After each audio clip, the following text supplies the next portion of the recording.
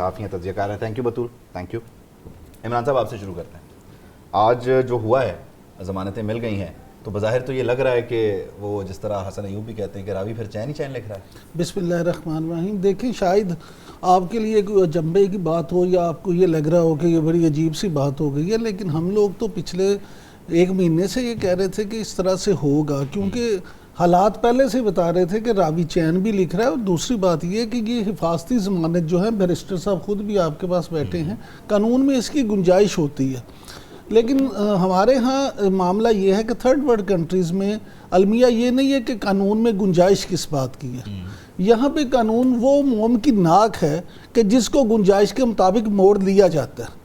اس لیے یہاں ہر بڑے آدمی کو جب کوئی مصیبت آتی ہے تو اس کے لیے قانون میں راہ نکل آتی ہے. خوبصورتی ہے کہ آپ ایک مہینہ پہلے سے اندازہ لگا رہے تھے کہ ہاں جی، یہی بات ہے، بالکل ایسے ہی ہے.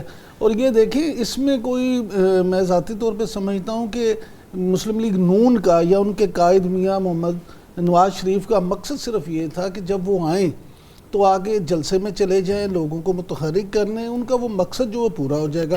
اس کے بعد میں سمجھتا ہوں کہ بینگ پولیٹیشین وہ خود بھی یہ چاہتے ہیں کہ ان کو جیل میں بھیجا جائے. کیونکہ جیل میں جانے سے بھی ٹیمپو بڑھے گا، جیل میں جانے سے بھی ان کو بوسٹ ملے گا. مسلم لیگ نون کو اس وقت کس بات کی شدت سے آپ سمجھ لیں کہ ضرورت ہے؟ وہ ضرورت ہے کسی بوسٹ کی، بیانیے کی. کیونکہ فقدان وہاں پہ یہ ہے کہ اس کا کارکن جو ہے وہ اس وقت متحرک نہیں ہے، اس کے چاہنے والے، اس کے ووٹر، اس کے سپورٹر، وہ ان میں وہ جذبہ لیکن اس بیانیے کی راہ میں ایک رکاوٹ بھی ہے نا. میں اسی بات کو ذرا آپ کی اجازت سے بطور راجپوت صاحبہ کی طرف لے چلتا ہوں. یہ جو بیانیے کی بات کر رہے ہیں کہ اس کو ایک بوسٹ مل جائے گا، اس بیانیے کو تو خود پچھلے دنوں اللہ کے حوالے کر کے جو ہے انہوں نے چھوڑ دیا کہ ہم اپنا معاملہ اللہ پہ چھوڑ دیتے ہیں. تو جیل سے باہر نکل کے وہ یہ کیا کہیں گے کہ مجھے جیل بھیجا کس نے تھا، نام بھی نہیں لے سکتے، احتساب کی بات نہیں کر سکتے، تو پھر بیانیہ کیا رہے گا؟ مجھے لگتا ہے کہ اس وقت نہ صرف پی ایم ایل این کے لیے بلکہ 9 مئی کے بعد دیگر جماعتوں کے لیے بڑا چیلنج ہے کہ وہ کس چیز سیاسی جماعتوں کے لیے بیانیہ تو ویسے بھی ایک چیلنج ہی رہتا ہے. نیریٹو خود پھر بھی کبھی کبھی تو آپ کو اچھا مزے کا الیکشن سلوگن مل جاتا ہے. جیسے ہم دیکھتے ہیں کہ انڈیا میں الیکشن قریب ہے تو پاکستان کے خلاف بات شروع کر دو. پاکستان میں کسی شخص نے ووٹرز کے دلوں کے قریب جانا ہے تو امریکہ اور اسٹیبلشمنٹ کے خلاف بات شروع کر دو. لیکن اس دفعہ یہ دونوں میرا خیال ہے پولیٹیشنز اس کے اوپر پلے نہیں کر سکتے. اور نواز شریف صاحب کی پاپولیرٹی میں تب اضافہ ہوا تھا عدم اعتماد سے پہلے، جب انہوں نے کینٹا اسٹیبلشمنٹ اپنا سیاسی قد بڑھانے کی کوشش کی، اور جب ان کی تقاریر بین ہو گئی تھیں اور پھر وہ سوشل میڈیا پہ بھی انہوں نے اس کو استعمال کیا. لیکن پھر آل آف اے سڈن جو لندن میں ملاقاتیں ہوئی اس میں یہ سننے کو آ رہا ہے کہ ابھی اسٹیبلشمنٹ کے خلاف بات نہیں کریں گے. تو ایگزیکٹلی آپ کیا کریں گے؟ کیونکہ جب شہباز شریف صاحب وزیر اعظم تھے تو ان کی پی آر اسٹریٹجی اتنی کامیاب نہیں تھی جتنی نواز شریف کی تھی، اور اگر ہوتی تو کبھی یہ لوگ اس چیز سے پلے نہ کرتے کہ نواز شریف کو واپس آنے. اچھا بطول، ابھی جو جیسے مریم نواز کی بھی دیکھتے ہیں وہ جو کرتی ہیں کارنر میٹنگز، ابھی تو وہی چل رہی ہیں، اس میں کہتی ہیں پہلے بھی کر کے دکھایا تھا، اب بھی کر کے دکھائیں گے. لیکن اس طرح سے یہ بیانیہ مقبول ہو نہیں رہا ہے عوام میں. یہ جو ٹیگ لائن دی گئی ہے پہلے بھی کر کے دکھایا تھا، اب بھی کر کے دکھائیں گے، آپ کو لگتا ہے کہ اس سے ہٹ کر اب کچھ ڈفرینٹ لوگ جا رہے ہیں؟ یہ بیانیہ نہیں ہے، یہ تو ایک الیکشن کا نعرہ کہہ سکتے ہیں اس کو. نعرہ بھی نہیں ہے، نعرہ ہے. چلو یہ ہاں ابھی وہاں اس سیٹ پہ بیٹھ کے آپ کے پاس آپ کہہ سکتے ہیں وہ کچھ اور کہنا چاہ رہی ہیں. میں but I do agree with ہم. بالکل یہ بیانیہ نہیں ہے، یہ صرف ایک اس کو آپ ایک اچھی پنچ لائن کہہ سکتے ہیں ویور اور ووٹر کو اٹریکٹ کرنے کے لیے. اس وقت نواز شریف صاحب کو بالکل پرفارمنس کی ضرورت ہے. مجھے جب پتہ چلا کہ وہ جس جہاز سے بیٹھ کے آ رہے ہیں اس کا نام بھی امید پاکستان رکھ گئے، 152 لوگ اس میں موجود ہیں. اس میں ایک چیز بڑی امپورٹنٹ ہے، آپ نے 2-3 چیزوں کی طرف اشارہ کر دیا. موجود ہوں گے 152 پیپل. بیرسٹر صاحب کو شامل گفتگو کر لیتا ہوں. بیرسٹر صاحب، نواز شریف صاحب جب یہ کہتے ہیں کہ پہلے کر کے دکھایا اور پھر کر کے دکھائیں گے، اس کے بیچ میں ایک وہ پیچ ہے کہ جہاں آپ بھی ان کے ساتھ ہوئے 16 مہینے، وہاں کچھ کیوں نہیں کر کے دکھایا؟ اچھا، پہلے تو اس پہ یقین کرنا پڑے گا کہ واقعی انہوں نے پہلے کچھ کر کے دکھایا ہے. تو نہیں، آپ پہلے 16 مہینے سے شروع کریں نا، میری درخواست. جہاں سے شروع آپ نے کیا مجھے بھی وہاں سے چلیں وہیں سے. بات یہ ہے کہ انہوں نے کیا کر کے دکھایا ہے. کچھ کر کے دکھایا ہے تو پھر کر کے دکھائیں گے. اور دوسری بات جو آپ نے 16 مہینے کی کہی، ہم ان کے ساتھ نہیں تھے. سوال یہ ہے کہ کیا میاں نواز شریف میاں شہباز شریف کے ساتھ تھے؟ اچھا، سوال تو یہ ہے بھئی، ہم تو وزیر اعظم نہیں تھے. ہم سے آپ وزارت خارجہ کے بارے میں پوچھ سکتے ہیں، ہم سے آپ پانی بجلی کی جو وزارت اگر دیا ہے، پانی کی آبی وسائل کی دی ہے، اس پہ بات کر سکتے ہیں.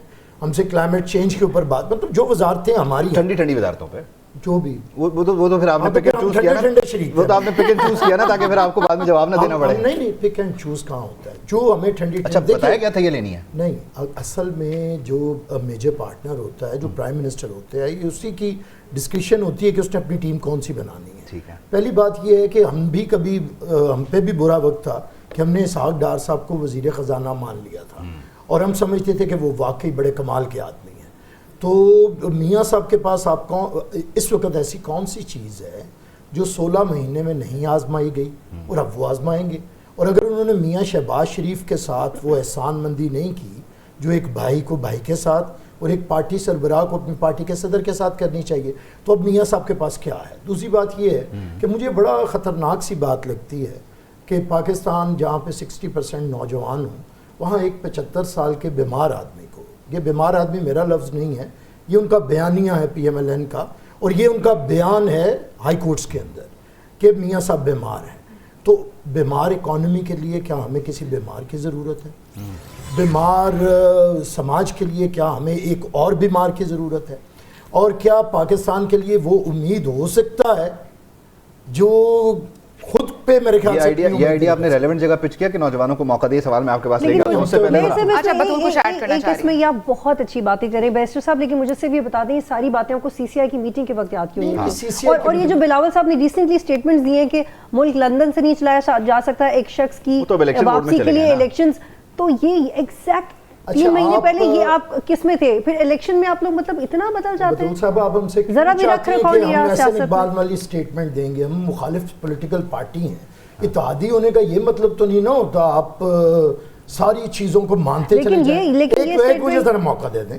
CCI والی جو بات ہے نا, وہ فسانہ بہت گھڑ دیا گیا ہے. CCI میں ہم بیٹھے تھے, CCI کے اعلامیے میں کوئی بات نکالیں کہ ہم نے کہا ہو کہ الیکشن آگے جائیں گے, آئینی طور پہ الیکشن 90 دن کے اندر ہونے مجھے بات, اور قانونی طور پہ یہ جو ڈیلیمیٹیشن ہے یہ تو قانون میں ہے, اور کیسے قانون سپرسیڈ کرتا ہے کانسٹیٹیوشن آف پاکستان کو. تو یہ ایک من گھڑت سی بات ہے کہ بنا لی گئی ہے کہ ہم CCI میں بیٹھے ہیں, ہم نہ بیٹھتے تو پھر کہتے ہیں کہ CCI میں کیوں نہیں بیٹھے, منتخب وزیر اعلیٰ, لیکن ہم نے کہیں سائن کیے ہیں کہ الیکشن آگے ہوں گے, ہم نے کوئی اسٹیٹمنٹ دی ہے کہ الیکشن آگے ہوں گے. نہیں, آپ جب CCI میں بیٹھے ہوئے تو آپ کو یاد نہیں کہ اگر آپ یہ اپروو کریں گے, اگر یہ آپ اپروو کریں گے عمران صاحب, یہ بھولے ہوئے تھے اس ٹائم. گزارش یہ ہے کہ بیرسٹر صاحب جو ہے نا بڑے خوبصورت انسان ہیں اور بڑی اچھی گفتگو کرتے ہیں, لیکن یہ بھول جاتے ہیں, لیکن یہ شاید بھول جاتے ہیں کہ زرداری صاحب جو ہیں وہ کیا بیانات دے چکے ہیں. اور لیکن آج گڈ کاپ بیڈ کاپ تو ان کے اپنے ہوتا ہے. دوسری بات یہ ہے کہ جہاں تک بلاول بھٹو زرداری صاحب کی بات ہے, تو دیکھیں بلاول بھٹو تو خود کہتے رہے ہیں کہ مسلم لیگ نون سے زیادہ شہباز شریف پیپلز پارٹی کے وزیر اعظم ہیں, ہمارے وزیر اعظم.